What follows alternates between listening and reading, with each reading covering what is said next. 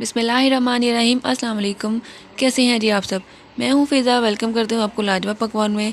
तो जी लाजवाब पकवान में आज भी आपके साथ शेयर कर रही हूँ बहुत ही मज़ेदार, बहुत ही चटपटी और करारी सी चिकन और वेजिटेबल मैक्रोनी पास्ता, जो कि बनाना बहुत ही ज़्यादा आसान है और बच्चों को तो ये बहुत ज़्यादा पसंद है।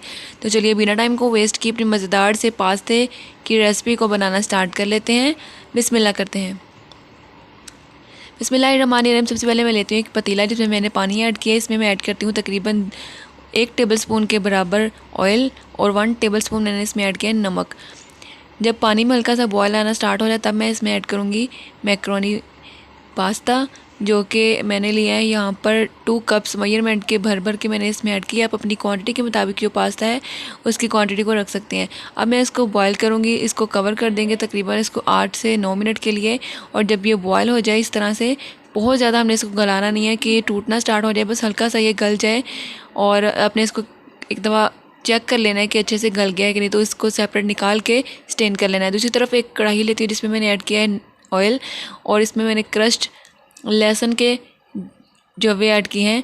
इसको मैं हल्का सा सौते करूँगी और इसमें मैं ऐड करती हूँ अब चिकन क्यूब्स। बोनलेस चिकन लिया है मैंने यहाँ पर 250 ग्राम, और मैंने इसमें ऐड कर दिया है। अब चिकन को मैं फ्राई करूँगी जब तक चिकन का कलर चेंज नहीं हो जाता और इसकी प्यारी सी खुशबू नहीं आना स्टार्ट हो जाती, तब तक हमने चिकन में कुछ भी ऐड नहीं करना।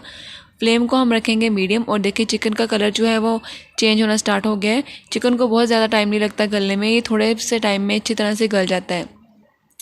पहले हमने चिकन को फ्राई किया है ताकि इसकी अच्छी सी खुशबू आ जाए, और फ्राई करने से जो चिकन होता है इसका जो टेस्ट होता है वो डबल हो जाता है। एक दफ़ा इस रेसिपी को लाजमी ट्राई कीजिएगा।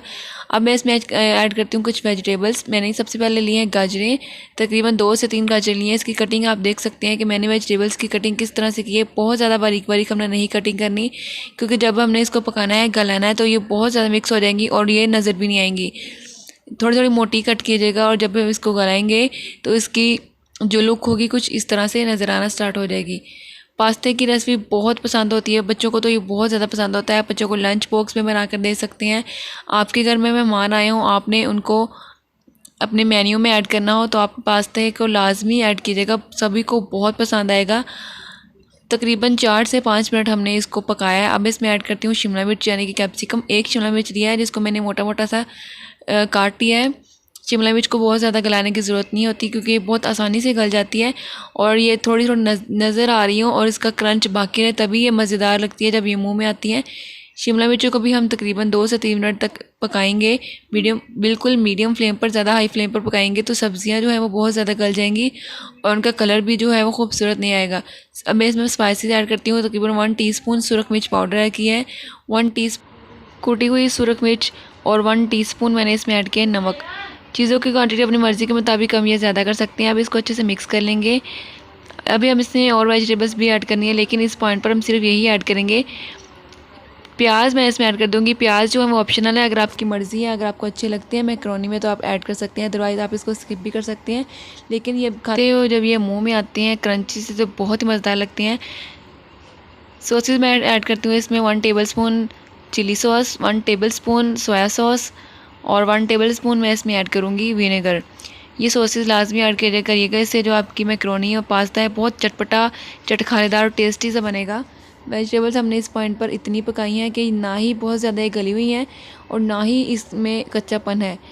1 टीस्पून मैंने इसमें ऐड किया है काली मिर्च पाउडर का, और इस पॉइंट पर मैं इसमें ऐड करती हूँ टमाटर। टमाटर इसी पॉइंट पर ऐड कीजिएगा, नहीं तो ये बहुत ज़्यादा गल जाते हैं और ये नज़र भी नहीं आते। इस पॉइंट पर ऐड करेंगे तो ये प्यारे भी लगेंगे और साथ ही साथ इसका टेस्ट भी अच्छा आएगा। इसको मिक्स कर लेंगे और 2 से 3 मिनट के लिए हम पकाएंगे। केचप ऐड करेंगे इसमें तकरीबन 2 से 3 टेबलस्पून खट्टी मीठी सी केचप इसमें हम ऐड करेंगे। बिल्कुल नॉर्मल केचप, जो बिल्कुल सिंपल केचप होती है वो हमने यूज़ की है, जो मार्केट से मिल जाती है। अब लास्ट पर हम इसमें ऐड करेंगे बंद गोभी। बंद गोभी सबसे एंड पर ऐड कीजिएगा, क्योंकि ये बहुत जल्दी गल जाती है। अगर हमने बाकी वेजिटेबल के साथ ऐड की होती तो अब तक ये नज़र भी नहीं आ रही होती है। पकाने के बाद हम इसमें ऐड कर देंगे बॉयल की हुई मैक्रोनी, और अब इसको अच्छे से मिक्स कर लेंगे। तो माशाल्लाह से अल्हम्दुलिल्लाह ये मेरा बिल्कुल फेवरेट पॉइंट है, जब चीज़ों की मिक्सिंग हो रही होती है और अल्लाह ताला की शान, इतनी सारी नेमतें, इतनी प्यारे प्यारे कलर्स जब निकल कर बाहर आ रहे होते हैं तो बहुत ही खूबसूरत लगती है। बहुत मज़ेदार, बहुत ही चटपटी चटखानेदार हमारी मैक्रोनी पास्ता बिल्कुल रेडी है। एक दफ़ा रेसिपी को लाजमी ट्राई कीजिएगा, और बच्चों को लंच बॉक्स में आप इसको बनाकर दे सकते हैं। बच्चों को बहुत पसंद आएंगी। जब बच्चे सब्ज़ियाँ नहीं खाते, इस तरह से आप इनको सब्ज़ियाँ मैक्रोनी में ऐड करके दें, बहुत पसंद करेंगी और बार बार आपसे इसी को बनाने की फरमाइश करेंगी। रेसिपी पसंद आई हो लाजवाब पकवान को ज़रूर सब्सक्राइब कीजिएगा, वीडियो को ज़रूर लाइक कर दिया करें, अपने फैमिली और फ्रेंड के साथ शेयर कर दिया करें और खूबसूरत सा प्यारा सा कमेंट कर दें कि आपको लाजवाब पकवान की रेसिपीज़ कैसे लग रही हैं। इंशाल्लाह मिलती हूँ आपके साथ एक और नई वीडियो के साथ। अपना बहुत सारा ख्याल रखिएगा, फिज़ा को भी अपनी दुआ में याद रखिएगा। टिल देन अल्लाह हाफिज़, अल्लाह निगहबान।